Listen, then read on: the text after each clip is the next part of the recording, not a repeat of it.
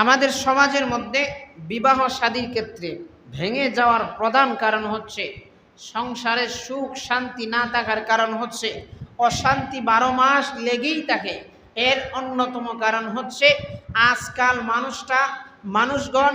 মানুষেরা বিবাহকে বিবাহ মনে না কইরা বিবাহকে মানুষ ব্যবসা হিসেবে নিছে। মনে হয় কঠিন শব্দ বইলা ফেলছি, এখানে না থাকতে পারে, অন্য জায়গায় না থাকতে পারে, কিন্তু বর্তমান বাংলাদেশের মধ্যে এমন বাস্তবতা বহুত আছে। আজকাল মানুষ বিবাহটাকে রাসূলের সুন্নাত দ্বীনের একটা অংশ মনেই করে না, বরঞ্চ মানুষ বিবাহটাকে নিজের চলাফেরা, নিজের আর্থিক সচ্ছলতার কারণ মনে করে। এই কারণে দেখা যায় 2 দিন যায় না সংসার ভেঙে যায়, 2 দিন যায় না সংসার ভেঙে যায়। এর মূল কারণ হচ্ছে তার মন মানসিকতা মস্তিষ্ক ঠিক নাই। হাদিসের মধ্যে আছে যে কম খরচে যে বিবাহটা হয় সেটার মধ্যে বরকত হয় বেশি। আপনি কয়টা আলেম পাবেন এমন 100-র মধ্যে হয়তো 2-4-5টা আলেম পাবেন যে যাদের সংসারটা ভেঙে গেছে।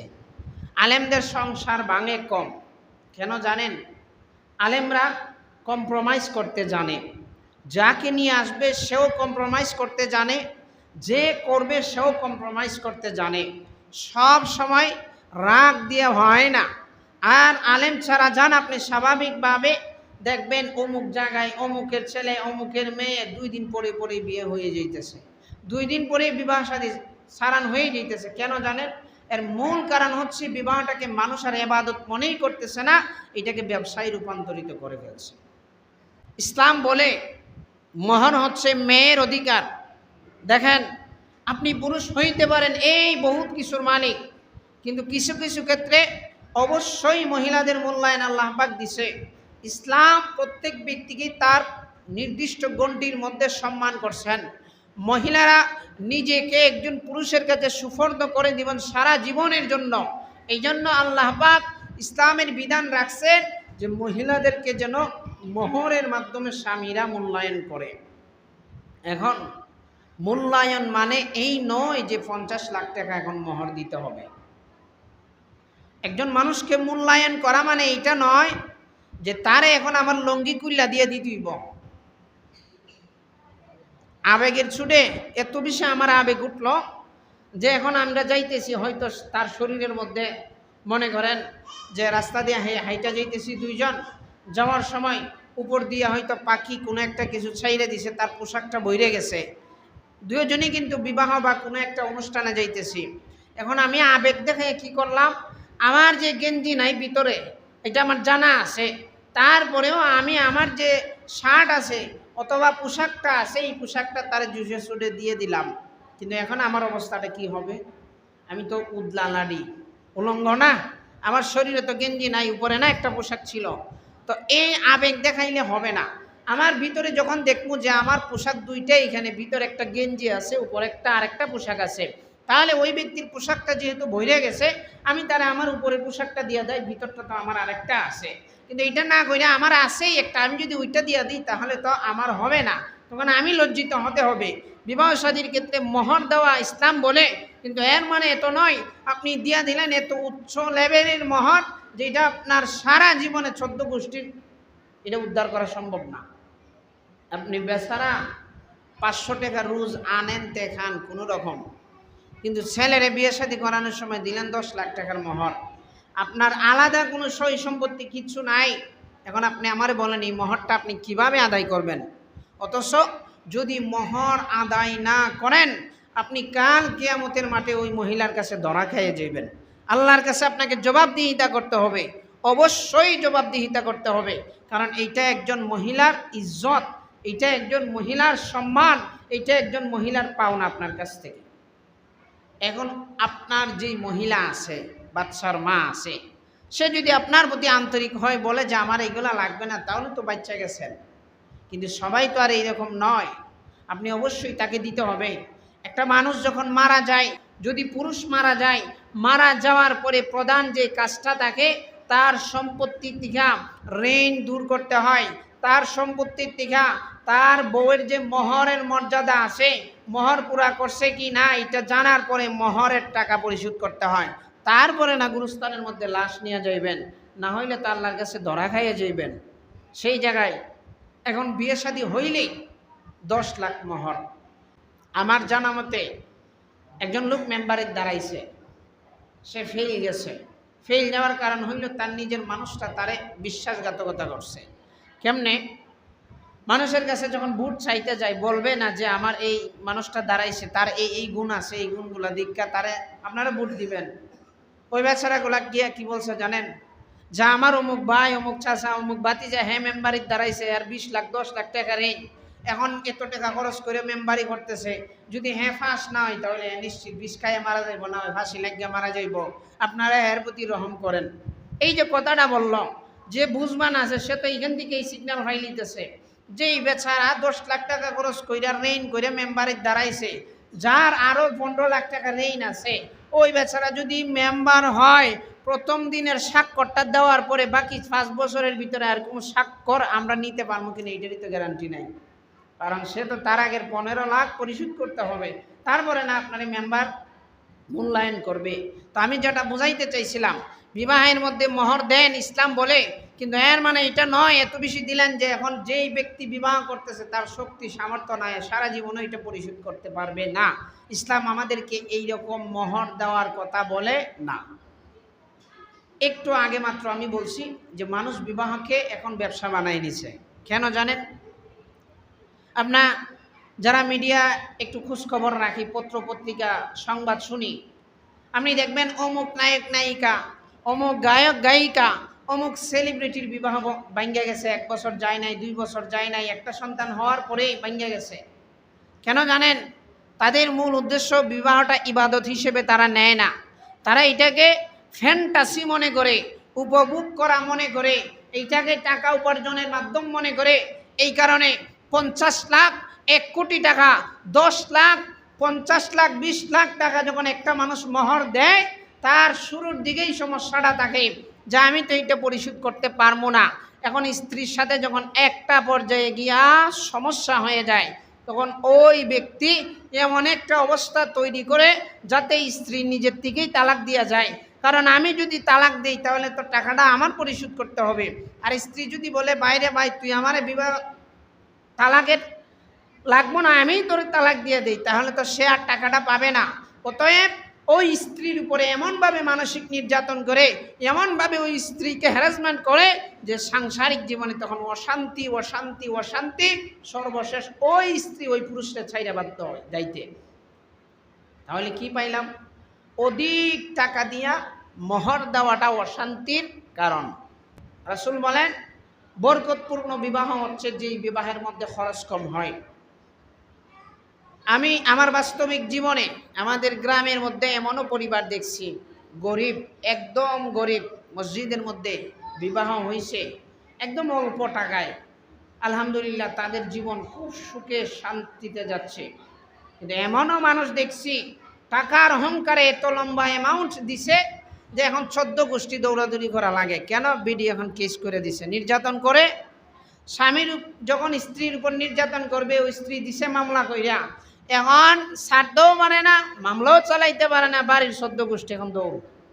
এই জন্য মেয়ে নিজের বিবাহ দেন কিংবা নিজের ছেলেকে বিবাহ করান, এর মানে এটা নয় যে লম্বা মোহর দিতে হবে। এই ব্যবসার থেকে যতদিন না বাঁচিয়ে থাকবেন ততদিন আপনার সংসারের মধ্যে শান্তি আসবে না। এখন আমাদের মা বোন যারা আছে তারাও যদি এই জিনিসটা খেয়াল না করে, আমি আমার নিজেকে সারা জীবনের জন্য একজন মানুষের কাছে সুপর্দ করে দিতেছি, তার সুখই আমার সুখ, আমার সুখই তার সুখ। একটা ছেলে যদি এটা জিনিসটা বুঝে, পাশাপাশি যেই মেয়েটাকে আনবে সেই মেয়েটাও যদি এই জিনিসটা বুঝে, তাহলে সংসার আর কোনো অশান্তি নাই। ধরেন বিদ্যুৎ আমাদের আছে, এখন বিদ্যুৎটা হুট করেই চলে গেল। এখন যদি আমরা রাগের সুরে কারেন্টের তার ছিঁড়ালাই, ক্ষতিটা কি কারেন্টের হবে না আমাদের হবে? আমাদের হবে না? এখন 5 মিনিট হয়তো বিদ্যুৎটা নাই, 5 মিনিট পরেই তো চলে আসবে, কিন্তু আমরা কি করলাম? রাগের সুরে বিদ্যুতের তার যে ছিঁড়ে ফেলাইলাম, এখন তো এই তারে আরেকটা তারের সাথে কানেক্টিভ হইয়া সব মিলায় অ্যাডজাস্ট হয়ে সারা ঘরের মধ্যে এখন আগুন লাগার সম্ভাবনা বেশি, ঠিক না?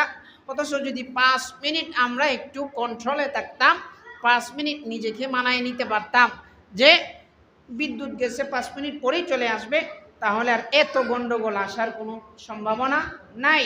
তার মানে বোঝা গেল বিবাহিক জীবনে কিংবা সামাজিক জীবনে, পারিবারিক জীবনে স্বামী বলেন, স্ত্রী বলেন, ছেলে বলেন, মেয়ে বলেন, যত বেশি স্যাক্রিফাইস করে চলবে, মিলে মিশে চলবে, তত বেশি সামাজিকভাবে সংসারের মধ্যে উন্নতি হবে, শান্তি থাকবে। আর আজকাল সংসারগুলা ভেঙে যাওয়ার অন্যতম কারণ হইল শাশুড়ি এবং মা। এই দুইটা আলোচনা, এই শব্দটা শুনলে হয়তো আজকে আমার অনেকেই গালি দিতে পারেন, দেন কিন্তু আমি যে কথাটা বলতেছি ওইটা একবার মাথায় রাইখা স্মরণ কইরেন আমার কথাগুলা ঠিক আছে কিনা। আজকাল মেয়েদের সংসার ভাঙার অন্যতম কারণ থাকে মা, ছেলের সংসার ভাঙার অন্যতম কারণ থাকে মা।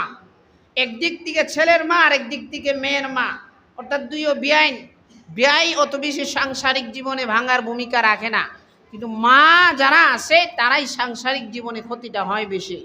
আপনার মেয়েরে যখন বিবাহ দিছেন, আপনার তো জানাই আছে যে এই বাড়ির মধ্যে আমার মেয়ে কেমন অবস্থায় থাকবে। এখন আপনি দিছেন রিস্কাওয়ালার ছেলের কাছে, আপনার জানা আছে না রিস্কাওয়ালার ছেলে কেমন আয় উন্নতি আছে, মেয়েরে কিভাবে রাখবে। আপনি রিস্কাওয়ালার কাছে বিবাহ দিয়া যদি চান যে এমপির বুড়ি যেই রকম থাকে আপনার মেয়েও ওই রকম থাকবে, তাহলে তো হবে না। আপনি তো জেনে বুঝেই দিছেন, এখন খালি প্রেশার দিতে আছেন, তোর জামাইরে বল এই করতে সেই করতে, না করলে 3 মাসের মাথা আগলা হয়ে যান। খেয়াল করবেন, ছেলেটা 15 বছর, 20 বছর, 25 বছর, 30 বছর মা বাবার সাথে অ্যাডজাস্ট হয়ে সংসার চলছে, বিয়ে করার 3 মাস যাইতে না যাইতে যখন ভেঙে যায়, তখন বাবার কাছে, মায়ের কাছে, সমাজের কাছে কি পরিমাণ কষ্ট লাগে। এর কারণ হচ্ছে ওই যে খানের মধ্যে ছেলের মাই হোক অথবা মেয়ের মাই হোক, খালি গুণ গুণ গুণ গুণ শুরু করব, ফলশ্রুতিতে দেখা যায় পারিবারিকভাবে ভাঙন শুরু হয়, সংসার 2 টুকরা। এখন এক পর্যায়ে গিয়ে এমন হয়, ছেলে বাবার বুকে ছুরি লাগাইতে, বাবা ছেলের বুকে ছুরি দিতে, ভাই মায়ের বুকে ছুরি ঢোকাইয়া দিতে একটু দ্বিধাবোধ করে না। কেন জানেন? কারণ ব্রেন ওয়াশ যাদের হয়ে যায় তারা আর মানুষকে মানুষ মনে করে না। একটা সংসার হচ্ছে ফুল বাগানের মতো, ওই বাগানের মধ্যে সুঘ্রাণওয়ালা ফুলও আছে, আবার দুর্গন্ধওয়ালা ফুলও আছে, অর্থাৎ সুঘ্রাণ কম এমন ফুলও আছে। কিন্তু এর মানে কি এটা যেটার গ্রান কম ওইটাকে ছিঁড়ে বাগান থেকে ফালাই দিতে হবে? না, এর মানে কিন্তু এটা নয়। আপনার 5টা বৃক্ষ রোপণ করছেন, একটার মধ্যে হয়তো এই বছর ফল আসছে 50টা, আগামী বছর আরেকটার মধ্যে আসবে, কিন্তু এই বছর ফল আসে নাই বিদায় আপনি এটার মাথা কাটতে দিলেন, পরের বছর দেখা যাবে আপনার যে গাছের মধ্যে ফল ছিল ওইটার মধ্যেও আসে নাই, তখন এই গাছও নষ্ট হইব, ওই গাছও নষ্ট হইবে। তার মানে বোঝা গেল যে ফল না আসলেই গাছ কেটে ফেলাটা সমাধান নয়, সাংসারিক জীবনে অশান্তি থাকবে, এটাই তো দুনিয়া তো শান্তির জায়গা নয়। কিন্তু এর মানে এটা নয় যে কিচ্ছু হইলেই তালাক পর্যন্ত দৌড় মারতে হবে, কিচ্ছু হইলেই কোর্ট পর্যন্ত দৌড় মারতে হবে, কিচ্ছু হইলেই 2 দিন পরে পরে আঘাত করতে হবে, বিচারদলা করতে হবে, এটা কিন্তু নয়, এটা সমাধান নয়। এই জন্য ভাই বন্ধুরা, আপনারা জানাই আলোচনাটা শুনতেছেন, এতটুকু কথাটা স্মরণ রাখবেন।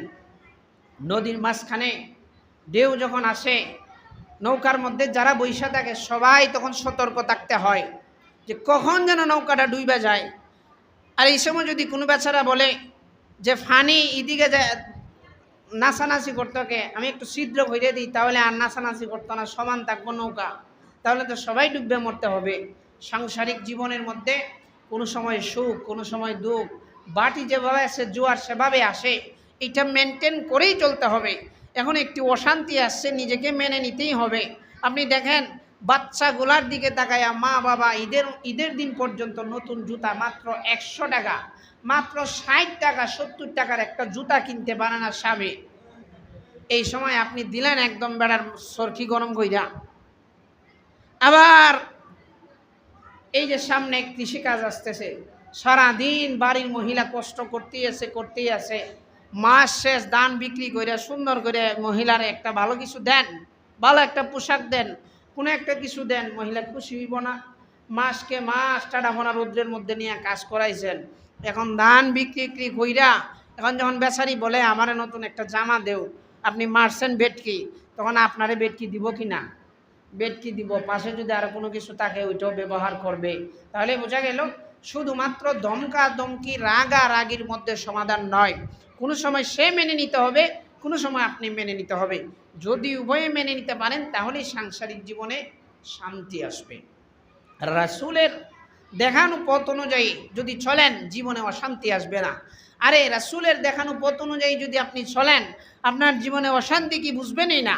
আর যদি রাসূলের পথ থেকে সরে যান তাহলে অশান্তি শুরু। বলবেন রাসূলের সেই পথটা কি? আপনি স্বামী, আপনার জন্য নৈতিক দায়িত্ব হচ্ছে স্ত্রীর দুঃখগুলা বোঝা। সে কাজ করতেছে, কাজের উপরে কাজ, কাজের উপরে কাজ। আপনার বাড়িতে মেহমান নিয়ে আইছেন বন্ধু বান্ধব 30-40 জন, আর নবাবের ফুলাফান কিছু হইতেছে না ইদানিংকার, হুন্ডা চালায়, একটু হাফসাব আছে, হুট করে বাড়ির মধ্যে মেহমান 10 জন বন্ধু নিয়ে আইসা পড়ে। আসেনি এমন নবাবের ফুলাফান? এগুলা ঠিক না। বাড়িতে যদি কোনো মেহমান নিয়ে আসেন, শিখবেন ইসলামের শিক্ষা। আপনার বন্ধু বান্ধবী নিয়ে আসেন, আগে বাড়িতে জানাইবেন যে আম্মা আমি আসতেছি আমার বন্ধু বান্ধব নিয়ে। বাড়িতে পরিবেশ করবে মা বাপ। আরে যেই জায়গায় স্বামী যদি বিদেশে যায়, অর্থাৎ বাইরের বাহিরে যদি কাজে যায়, বাড়িতে আসার আগে স্ত্রীকে জানানোর জন্য ইসলাম শিক্ষা দেয়। মা বাপকে পরিবারকে জানাবে যে আমি অমুক দিন আসতেছি। কেন? কারণ তার শারীরিক প্রস্তুতির ব্যাপার আছে, পারিবারিক প্রস্তুতির ব্যাপার আছে। আপনি 2 মাস পরে ঢাকার থেকে আইসা দেখছেন আপনার বাড়ির মহিলার এখানের মধ্যে এই এত বড় খালির টুকরা লাগিয়ে রয়েছে, আপনার খুব ভালো লাগবে? রাগ উঠবে না? তখন তো কইব দেখছো নি আমি মাসকে বাড়ির মধ্যে, তখন এই অবস্থায় থাকে, সাংসারিক জীবনে অশান্তি হবে। তো যেটা বলতে চাইছিলাম, আপনার স্ত্রীর উপর আপনিও এহসান করেন, স্ত্রীও আপনার উপর এহসান করুক। কীভাবে? উদাহরণস্বরূপ মনে করেন আপনার বাড়িতে মেহমান আসছে বেশি, সবাই মেহমান নিয়ে ব্যস্ত, বেচারি একা বইরে গেছে কাজের মধ্যে। এখন এতগুলা কাজ আঞ্জাম দেওয়া তার পক্ষে সম্ভব নয়। আপনি পাশে বৈশা পেঁয়াজটা ছিলাইয়া দেন, রসুনটা ছিলাইয়া দেন, এটা কি লজ্জার কোনো বিষয়? আগে এক সময় হয়তো বিটটা মার্কা বেড়া বলে না অনেকরে। আচ্ছা বলেন, আপনার স্ত্রী এখন অসুস্থ, হ্যাঁ, সে হয়তো বাচ্চা হয়েছে বা একটা অপারেশন হয়েছে, পানির মধ্যে যাইতে পারে না, নদীর মধ্যে যাইতে পারে না, এখন তার কাপড়গুলো ধৌত করতে হয়। একজন পুরুষ যদি তার স্ত্রী কাপড় ধুয়ে দেয়, হাড়ির মানুষ বলবে কি তা দেখছো নি বিটটা বেড়া, বলেনি? আচ্ছা বলেন, আপনি যদি এই কাজটা না করেন, যেই বেচারা বলছে হ্যাঁ বাপ সদ্য গোষ্ঠী কাপড়টা ধুয়ে দিব, তাহলে এই মন্তব্য আমার করার কি দরকার? আবার আপনি অসুস্থ, আপনার কাপড়টা আপনার স্ত্রী ধুয়ে দিতেছে, এখন যদি কোনো মহিলা ওই মহিলারে বলে তুমি যে কাজ করে কেন, তারা লজ্জা দেয়, তাহলে কি এটা খাটলো না? সামাজিকভাবে পারিবারিকভাবে একে অপরের পরিপূরক হয়ে যদি থাকতে পারেন তাহলে সমাজের মধ্যে শান্তি আসবে, পরিবারের মধ্যে শান্তি আসবে। আল্লাহ তাআলা আমাদের এই কথাগুলো বোঝার তৌফিক দান করুক, বলেন আমিন।